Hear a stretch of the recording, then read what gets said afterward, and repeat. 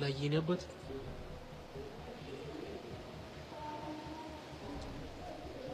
ቆይ ይሄ ሁሉ ነገር ሳደርግ እንዴት እንዳፈቀርኩ አይገባህም? ደነዝ ነህ እንዴ? ምን? ቆይ እኔን ያፈቀርሽው? አዎ አንተን ነው። ይሄው በቃ ተገላገልኩ።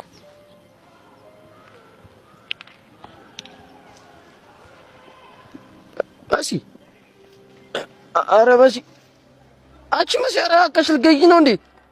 ባሲ ዝም አልኩህ አይደለ እንዴ? ምንድነው በሐሳቤ ልሽ እኮ አንቀሽ ልገይ ነው እንዴ?